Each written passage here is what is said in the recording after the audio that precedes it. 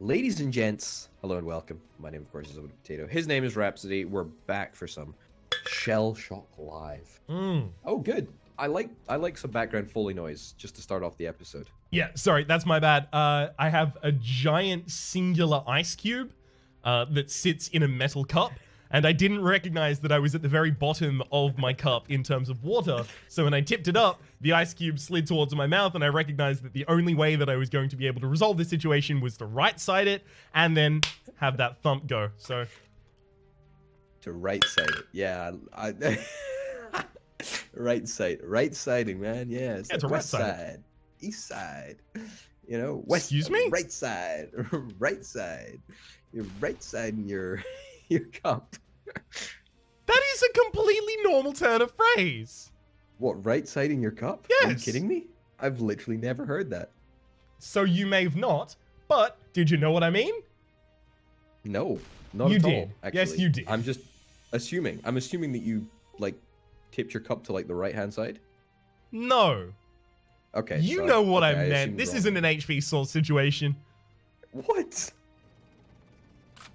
Like to run the ice cube down the right hand side of the cup, you tip. No, The... to turn it right side up. Oh no, I thought you were meaning like the left and right side of the cup. Mm-mm. See, You didn't think this that. is an HP Saw situation. I did think that. I'm not kidding you. You're So- giving me way too much credit right now. There was 8 wind. I hit you with all 4 bounces of that. Yeah, that's just because I don't believe that weapon is good at all, and therefore I'm not going to believe in its capability. So please don't change my mind.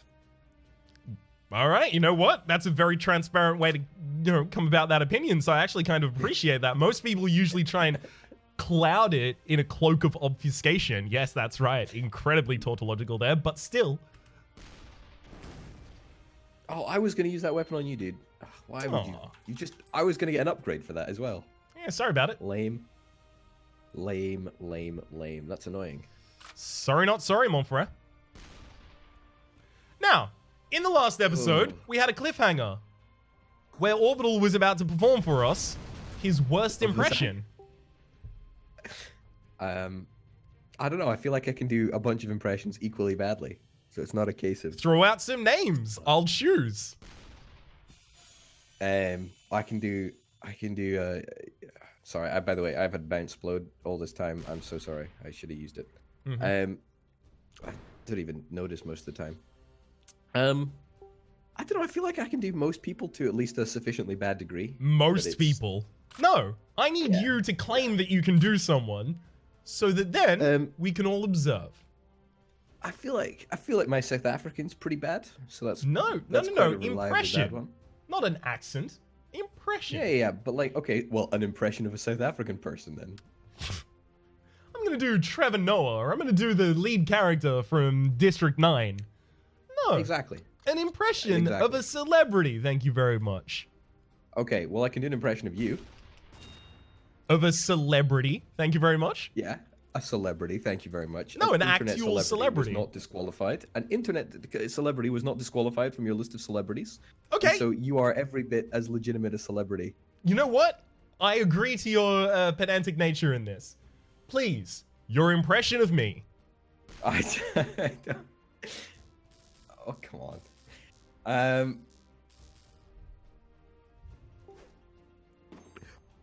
I was gonna do your intro, but I completely forgot it. What is your intro?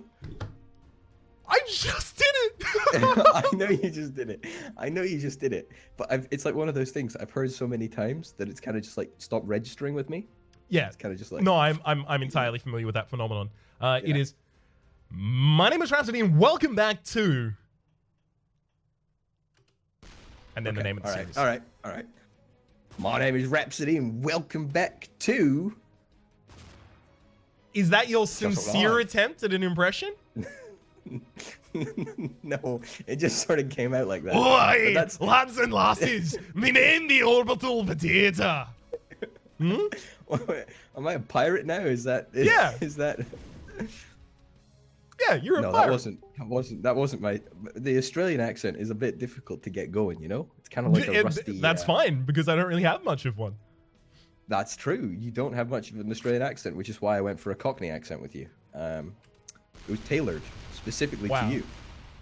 You didn't even give me received pronunciation. I couldn't even tell you what that is. Posh. Oh, yeah, okay.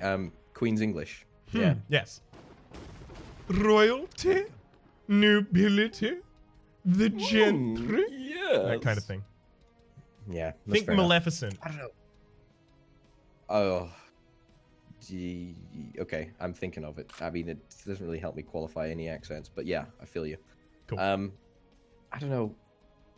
I don't particularly do any accents particularly well. No, I never asked about accents. I asked about impressions. Okay, accents, impressions. Like, I feel yeah, we're just being pedantic here. Do you not think? I mean, if you want a series full of the world's worst accents that can be done by a human being, The Hex on my channel is all bad. Self-promotion. Ugh. How goes the Megabucks Empire, by the way? The Megabucks Empire? Yeah, the YouTube corporation, Megabucks Empire. Stellaris. It's it's a good game. The Megacorp expansion. Yeah, it's a good game. Oh, the Megacorp expansion. Yeah, I heard Megabucks Yeah. somehow.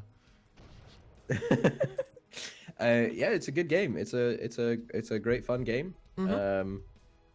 Oh, actually, I do have a legitimate question. Interesting. Are you going to be starting a new campaign when Civ 6 releases the Maori? I am actually, yeah. So that's going to be released in the Gathering Storm expansion, which I actually did an analysis video of, talking about some of the brand new features and things. Woohoo! I'm super stoked about that, actually. Yeah, there's a bunch of really interesting stuff that they're going to be adding. One of the great things is that they've pretty much added, at least over the course of history with the Civilization franchise. They've pretty much added all of the big leaders, which now they're adding like a lot more niche leaders, which is really nice. So like they've already announced, I think it's, did they announce they announced the Hungarian leader, I can't remember his name, and then they've also announced the Maori. So that's the sort of two I think they've announced, and they're releasing 9 new leaders and 8 new civilizations in the next update, which is really exciting. Yeah. It seems like a really good time to be a Civ fan. Yeah. Because they're, the next expansion, or the upcoming expansion, is basically completely tailored around like global warming.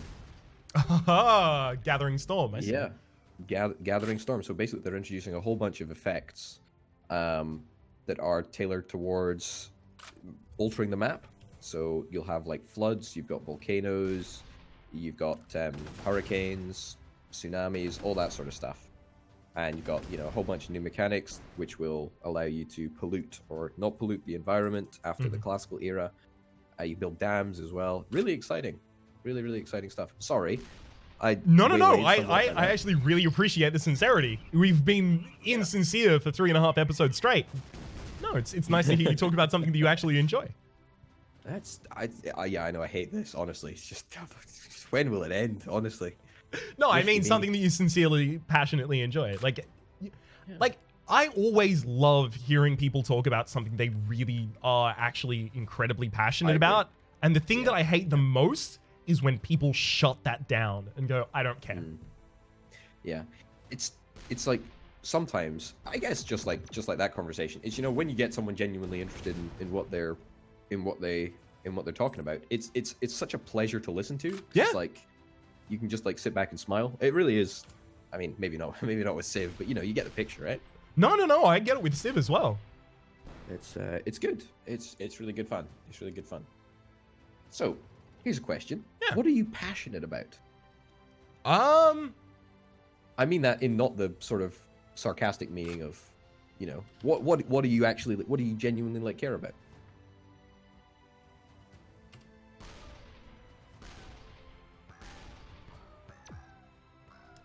Comedy, representation in media, politics, games, obviously. The performative aspects of things, so like art especially, I am extremely not like I'm talking like obviously high culture art. I'm talking about kind of like more indie but still tinged towards consumer, like large consumer art. Okay. Okay. So like indie films, that kind of thing. Like I really like indie films. Like alternative comedy, especially. Oh god, like alternative improv, absurdist comedy, surreal comedy, these kinds of things. Love them. Oh, couldn't be more on board. Can you? I mean, I'm horrifically uneducated when it comes to and I mean literally everything that you just said. But I mean, could you explain what absurdist comedy, I guess, is, and some of the sort of stuff that you would expect at an absurdist comedy performance? So a lot of the things that I enjoy, like there are straight up absurdists that do not care about your perception of the show. Okay. Those kinds of things I enjoy less. What I typically enjoy are comedians that understand that their audience understands the way that comedy is usually formed and uses that against them. So they will set you up for what you expect to be a punchline and let you down from it, and kind of constantly play with your expectations. So they're taking your understanding of comedy and using it against you. To make things funny that to an otherwise onlooker would not look funny at all. Okay, I appreciate that. I mean, to counter that, just to sort of add to the discussion, do you not think that that's sort of, I guess, kind of mainstream, given the fact that, you know, we have so many, like, panel shows, and we, you know, people, I guess, panel shows are so formulaic, though. Like, the beats are well, yeah, always exactly. the same. It's set up, drop, punch. That's the point. But that's the point, right? Because we have so many panel shows and because people understand, like, comedy now, is that mainstream? I don't know. I'm just genuinely trying to it depends what level you go on, right? Like if you want people that, you know, just avoid the obvious punchline, okay, that's not really the area I'm talking about, right? If you want people who know all of the rules of improv and purposefully negate them in order to pull out more of a punchline, that's a little bit more niche, that's more appreciative. If you want people who understand the rules of what you would expect from a surreal or an absurdist comic and use that against you, that's the barrier that's kind of being pushed mostly at the moment. Okay. That's fair. I understand that to a degree. So, I mean, here's a somewhat related question. Sure. I'm not sure if it's straight down the same tram lines. What is the funniest joke you've ever heard? Oh. That's really difficult. I mean, it doesn't have to be like a knock knock who's there, Jim's grandma, haha. You know, maybe, I don't know, like a bit, even like a specific part of like a show or like a routine or something, you know? No, okay. I've got it. One does actually come to mind. Starts like this. Knock knock. Who's there? Jim. You just reminded me of it. It's perfect. No, I don't think there is necessarily the best of anything. There's a bunch of different factors upon which any piece of art can be appreciated. And obviously it depends on what you're in the mood for as well. Like there's no the best song. Like there's a couple songs that I'll go to if I'm like, oh, this I want to listen to because it's like a chill vibe at the moment. This I want to listen to get pumped up. Like none of them are the best. They are the best for different applications. Okay, do you have an example of a routine that you go to? I don't know, for certain conditions. I don't know. Is there? Do you have an example? I'm just trying to get a sort of a scale of what's going on here. I don't mean to like trick you or whatever. That's not the. No. I don't feel tricked. It's just I feel put on the spot. I'm trying to think, which you understand must be difficult for me. Okay, let me rephrase that. Let me phrase that, and then we can sort of narrow it down. Who's your favorite comedian? Do you have a specific favorite comedian or set of favorite comedians? Okay, so yes, and my tastes have developed incredibly in different directions over time. I would say that probably the two that I hold in the highest regard at the moment, would be Paul F. Tompkins, who you've probably never heard of. Nope. No? And Bo Burnham, who I have heard of. I have heard of him. I had to imagine so. Okay, so what's the sort of pros and cons of each of I don't know, pros and cons. Sorry, not trying to evaluate them here, but like what's the I don't know, what's the appeal to those chaps? All right, so I'll start with Bo because it's like more front-facing and obvious. Bo is interesting in that he is a consummate artist. Okay. I wouldn't recommend listening to What. I wouldn't recommend. Well, yeah, half of What's pretty good. I definitely wouldn't recommend Words, but I would highly, highly recommend the Netflix special Make Happy, which is an incredibly deep and detailed kind of look at fame and fame culture, and especially how it affects him as a performer. And it's also the last thing he was like, yeah, this is the last show I'm going to be doing for, like, at the very least, an incredibly long period of time, and then decided to go and write a movie and direct it that won a bunch of awards. Oh, interesting. Dude is not like a comedian. He is an artist who is using comedy to express that, right? Whereas there are a lot of people who are very, very kind of almost slavishly faithful to the format of comedy and can recreate what a great comedian would do, but can't generate it themselves. It's like they're taking other art and changing it a little bit, modifying it a little bit, but not really generating anything new. I would say that for a similar reason, Mitch Hedberg is one of my favorites of all time. Okay. Like, that's the same reason that I would say Mitch Hedberg is one of my favorites of all time, is the same reason that I would not say that Dimitri Martin is. Although I love Dimitri Martin, it's not new. Not really. Yes, you can argue nor was it when Mitch did it, but Mitch had a completely different style and a completely different affect that affected his performance. Let me counter that from like a outsider perspective who doesn't really know anything about anything. Sure. But I mean, surely saying that you know, art is only, I don't know, in your eyes likable, or in your eyes no, that's not what I said. No, sorry, or in your eyes the best if it's new. Surely that sort of disregards. That's also not what I said. No, but like it's like you asked who my favorite comedians are. Yeah. My favorites are those. I would not necessarily say that each of them are the best comedians, or even possibly the best at their forms, although I would argue in the case of two of them, yes, that's the case. Specifically, Bo and Mitch. But they are my favorites. To take away from my argument something that I did not say frames that differently. Okay, I'm trying to just sort of narrow down on what it is. But like, so what?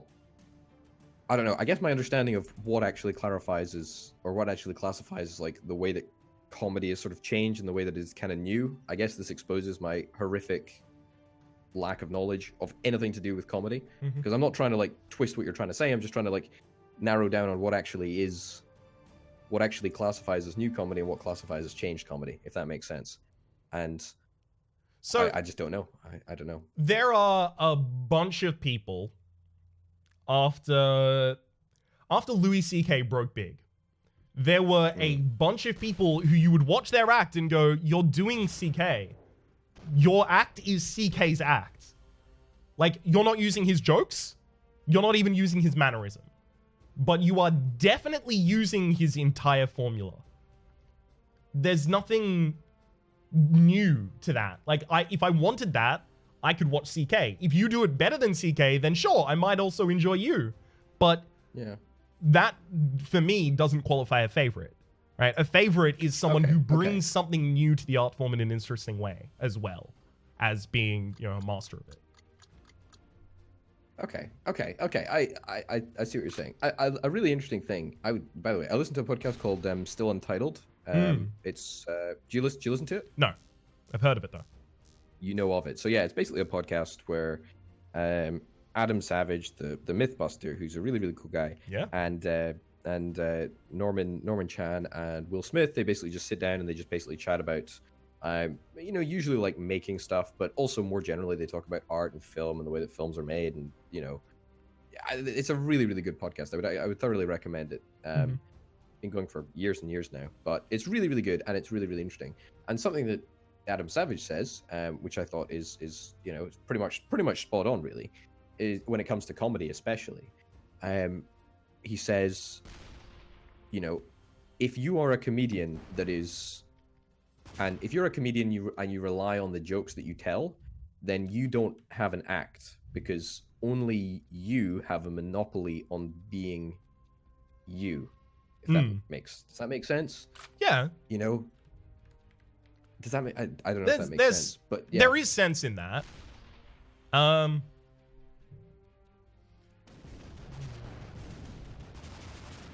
But I don't know how much sense in that is. I don't know. What do you think about that when it comes to comedy? And it's just, you can probably tell that I have no idea what I'm talking about. I really have not got the foggiest. I've not got the foggiest of ideas. I mean, I can see that point. I don't think it's necessarily incongruous with the point I was making. In fact, I think it possibly goes entirely hand in hand. That there is something unique that performer is therefore bringing to the stage that no one else can bring to the stage, and that is being themselves, or an affect or an aspect of themselves.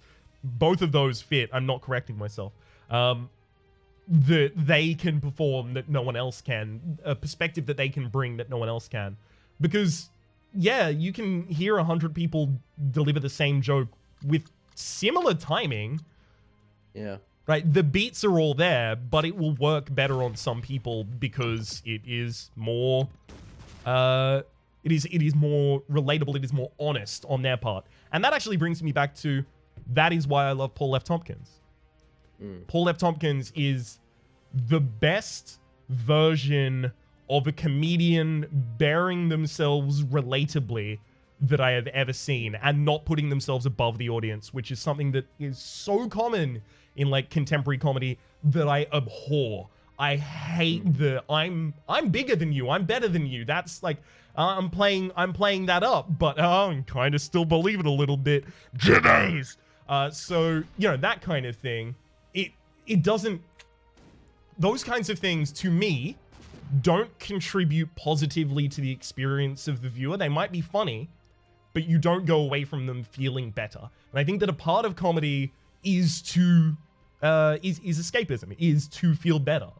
And I think that a lot of those that use particularly insult comedy or particularly harsh kind of classist comedy, that's what I'm referring to when I'm saying someone kind of using their status from on high in order to kind of punch down, that is something that I can't get along with. I know that a lot of other people enjoy it, and I don't begrudge them that enjoyment. It is not for me. I would prefer to feel better about the comedy I consume rather than come away from it having enjoyed my time but feel worse. I feel like that's more like fast food. You really enjoy the fast food in the moment, but ultimately long term, it ain't that great for you. Okay. I see what you're saying. I think this whole discussion just exposes my the fact that I don't know anything about what I'm talking about. No. In general, but you know what it does comedy. expose? A curiosity and an interest. Those are way more important than knowing a bunch of things about something. Because knowing a bunch of things about something and being entirely incurious about that thing leads to the worst kinds of discussions.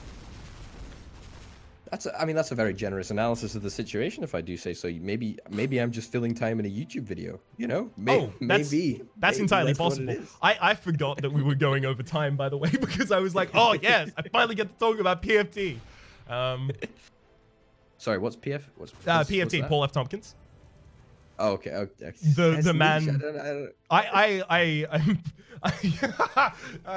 Yesterday, Paul is actually also an excellent singer, and I was listening to a song that he'd sung, and I messaged my partner and said, I am absolutely in love with this man. And then I went, wait, oh no, I love you too. Sorry. Yeah, no, hang on.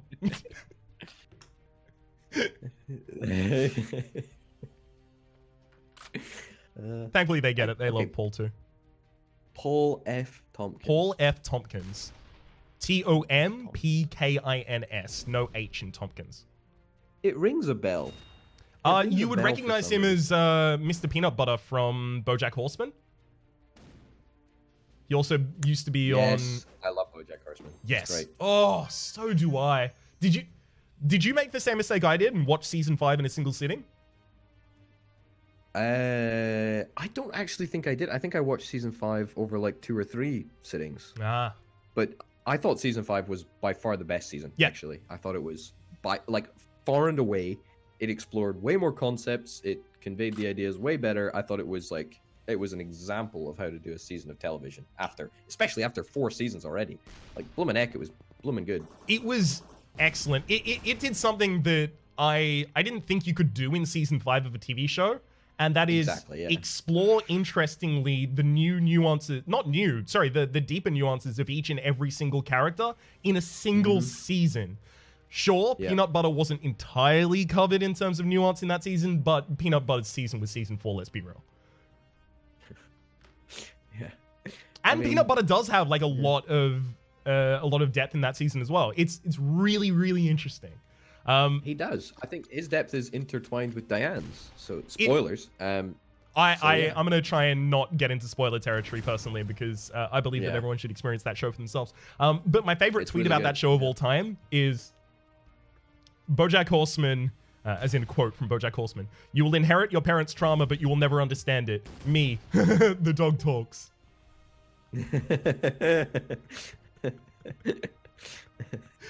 Oh, Yeah. it's the perfect medium through which to deliver that message as well, because it is disarming. The medium it is delivered through disarms you to the message that it then delivers, and it I don't want to. works. Yes. I don't want to like spoil anything, but like, what was your favorite episode of the season without going into like specifics of the episodes specifically? Okay, so I will state this in a way that everyone will understand what episode I am referring to, without specifically using the word. My favorite episode was when BoJack gives a speech. Yes. I was a way to completely agree. Yep. I would describe it as That was kind of BoJack like eulogy transcendent episode. television right there for me. It It was immaculate. immaculate. Bonkers. It was so good. Yeah. I'm sorry, I am trying to kill you because I know you have to go somewhere after this, but I stupidly put it at 600 HP, like a blinking idiot. Is that all you got? Like I mean that, do not you know, have in a any good genuine weapons. way. Okay, Attractoids wouldn't have hit. Boulder would have hit once. Bullfrog doesn't hit because you're on a peak. Splitter doesn't hit because you're on a peak. Rainbow does very little damage and I can save it for a position where I don't have anything else. Pinata does no damage. Rampage does no damage when you're on that peak. River spreads too far, does no damage. Shockwave, you're too far away. Shotgun, you're too far away. Yin Yang can't hit you twice because you're on a peak. I mean, I believed you. You could have just teleported right next to me, though. What? Just to. We don't use do that. You could've items. teleported. You could have teleported, dude. I would have given you permission. You know, it's. Hold on a minute. Oh no. This is why I don't like Penetrator.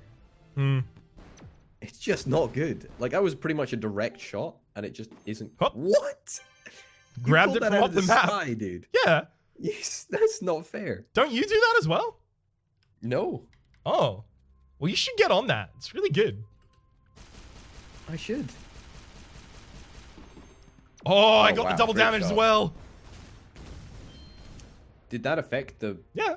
needles? So double damage affects Sure. all damage that is dealt after the damage is collected. So even though the needles were already in you, they didn't deal damage until after I collected the double. Ugh. Ugh. The needles were already in me. That's horrible. Yeah, that's a needler for you, man. I mean, what do you think about injections? Not just What? like, not a. Oh, no, you but, know like, me. I'm a heroin fiend. No. I don't mean that. I mean, like, what do you? I mean, are you a big fan of needles? Because like a lot A of people big just fan? kinda- I don't Yeah. think anyone's a big fan. I don't mind them. I don't have a problem. I have had multiple times nurses like go, "Do you want to like look away?" And I'm like, "No, I don't care. Like, do it. Like, I'll look directly at it." I have very prominent veins in my arm. Prominent veins. Yeah, no, like, Put that on your CV, mate. yeah. Prominent veins. Nurses do not have trouble finding a vein to use.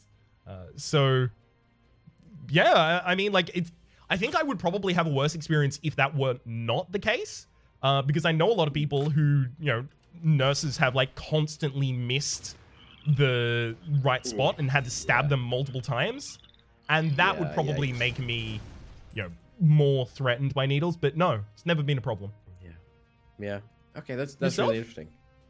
No, I actually I really quite liked getting injections. I thought it was quite a positive experience. Yeah, no, I have to imagine it would be. Because, you know, you avoid disease. Here's a question. Here's a question. And... Oh, really? This is the only time I would ever be able to use that for damage. That's true. That's true. Okay, so here's the thing, right? I really can't cope with blood. I don't know if we've discussed this before, but I cannot cope with blood. Like, not even slightly. I cannot cope with it. Do you faint at the sight of it, or just get queasy, or what's up?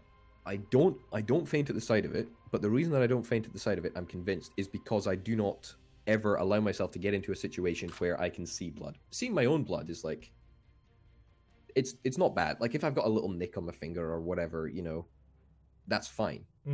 But, you know, or you know, but like a serious laceration or someone else's blood or whatever, it's difficult.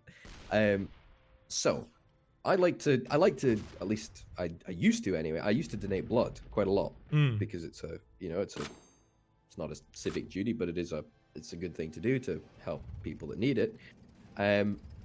Up until I had, quite honestly, a hugely traumatic experience donating blood, where I did almost faint.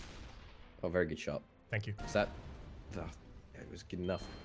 Yeah, where I almost fainted, where the needle came out my arm, where blood went everywhere. Good lord. It was a complete disaster. And I'm sorry you've had that experience. Look, it was. The problem is, right, is that if you do that, if you do that and, you know, they don't get a full bag of blood, they just cannot use the blood, so it's all been for nothing. Like, it's literally all for nothing. Well, which makes no. Consider it more broadly. Consider all of your experiences donating blood. Not all of those were for nothing. The final one may have been traumatic and may have not particularly resulted in a viable donation, but that's true. The fact that you've done all of those includes a bunch that were. However, like, in future, I haven't gone back because I haven't wanted to, like, waste people's time. So it's kind of like... Was it your fault? I don't want to risk that happening again. I mean, it wasn't... well, not really. I mean, then why would you be worried that you're wasting their time? Because, like, it could happen again, and then I'd, like, waste the time of, like, having someone else come in and sit on the table and donate their blood, and then also, like, all of the resources that it takes in order to, like, set up blood extraction and all that, you know? So it's like... do I want to do it? Do I not want to do it? Yeah. I would donate blood if I could. I appreciate that. I sort of gathered that was the case. Anyway, on that note, ladies and gents, we're going to finish the episode. Thank you very, very much for watching. My name, of course, has been Over the Potato. His name has been Rhapsody. And we'll see you next time. Bye. Adios.